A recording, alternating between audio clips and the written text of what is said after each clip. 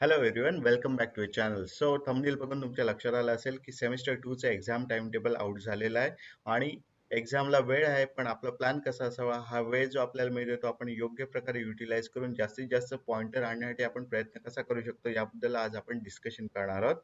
So, हा video फार important आहे. हा व्हिडिओ तुम्ही शेवटपर्यंत नक्की बघा. सो हे आपलं एक्झाम टाइम टेबल आहे. नेहमी आपली स्कीम चेक करा. सी स्कीम आहे आणि ही रिवाइज झाली आहे 2019-20 मध्ये. सो एक्झाम स्टार्ट होते 15 मे पासून. पहिला पेपर जो आहे तो मॅथमॅटिक्सचा पेपर आहे आणि 10:30 ते 1:30 या वेळात ही एक्झाम होणार आहे. याच्यानंतर एक दिवसाचा गॅप घेऊन सेकंड पेपर जो आहे तो इंजिनिअरिंग फिजिक्सचा होणार आहे 17 मे ला. नंतर 4 दिवसाची गॅप आपल्याला इथे बघायला मिळते आणि नेक्स्ट पेपर जो आहे तो आहे इंजिनिअरिंग केमिस्ट्री 22 मे ला. त्यानंतर 27 मे ला इंजिनिअरिंग ग्राफिक्स, पुन्हा 4 दिवसाची गॅप आहे आणि इंजिनिअरिंग ग्राफिक्स हा सब्जेक्ट आहे.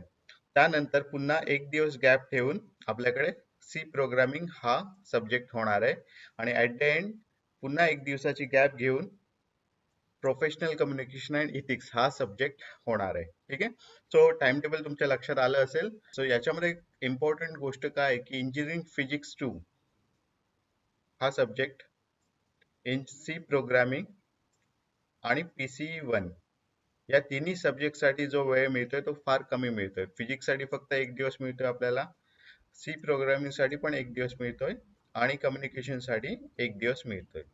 सो या दोघांपैकी पीसीई हा सब्जेक्ट थेरॉटिकल आहे, त्याच्यामुळे याचा अभ्यास तुम्ही कमी वेळात पण करू शकता. बट सी प्रोग्रामिंग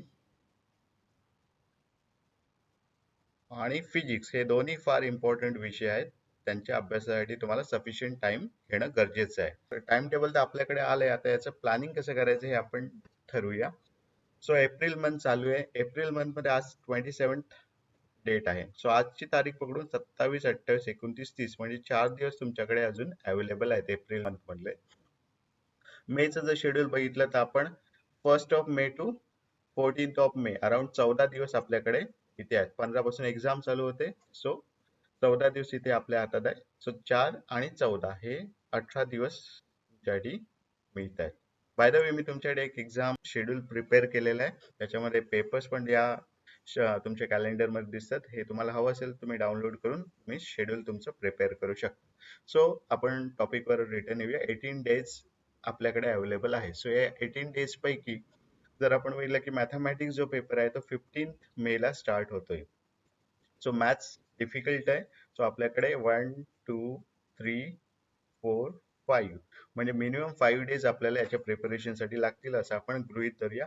म्हणजे 10th पासून तुम्ही मॅथ्सची तयारी करू शकता. सो 5 डेज आपण मॅथ्स साठी M2 साठी रिझर्व ठेवलेत. ठीक आहे. लास्ट स्लाइड मध्ये आपण डिस्कस केलं की सीपी आणि फिजिक्स या दोघांनाही वेळ कमी मिळणार आहे एक्झाम मध्ये. तर यांचं प्रिपरेशन व्यवस्थित होणं गरजेचं आहे. तर सीपी साठी जर तुम्ही 3 डेज दिलेत या 18 दिवसांपैकी आणि फिजिक्स साठी 3 दिवस दिलेत तर सफिशियंट वेळ तुम्हाला अभ्यासासाठी मिळू शकतो.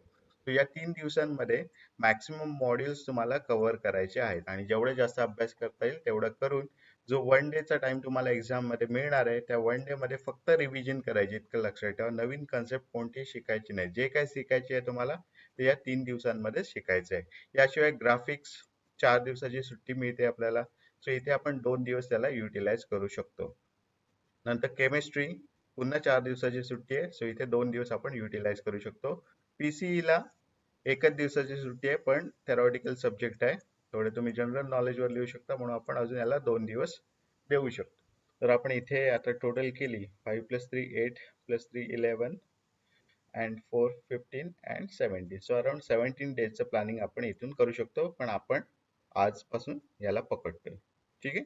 सो 17 डेज आपण या प्रकारे युटिलाइज करू शकतो. एखादा दिवस तुम्हाला मॅथ्स साठी एक्स्ट्रा होता तुम्ही युटिलाइज करू शकता किंवा सीपी साठी एखादा दिवस एक्स्ट्रा युटिलाइज करू शकता आणि प्रॉपर प्रिपरेशन करू शकता. सो हे इम्पॉर्टंट दिवस आहेत 18 डेज जे आपल्या हातात आहेत अजून. त्याचं जर प्रॉपर युटिलायझेशन झालं तर आपण हा सब्जेक्ट इझिली क्लिअर करू शकतो. ग्राफिक्स रिलेटेड मी थोडं तुम्हाला सांगू शकतो की 2 दिवसात तुम्ही काय करा. ऑर्थोग्राफिक्स आणि आयसोमेट्रिक्स हा पार्ट सध्या करू नका, जेव्हा एक्झाम येईल त्याच वेळी करा. हे जे 2 दिवस आहेत ते 2 दिवस तुम्ही line, solid, projection of solid section of solid आणि कर्व्स हा जो पार्ट आहे त्याच्यासाठी तुम्ही युटिलाइज करू शकता.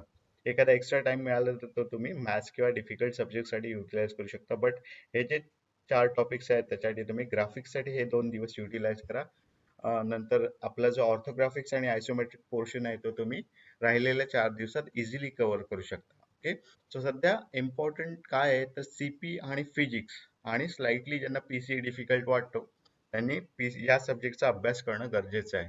तुम्ही आता एक काम करू शकता की क्वेश्चन पेपर्स जे आहेत प्रिव्हियस इयर क्वेश्चन पेपर ते डाउनलोड करू शकता. Previous year question paper download करा. इम्पॉर्टंट क्वेश्चन्स काय आहेत ते बघा.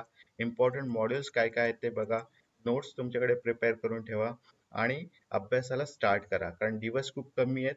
या प्लॅनिंगने जर गेला तर तुम्ही डेफिनेटली एक्झाम फेस करू शकता.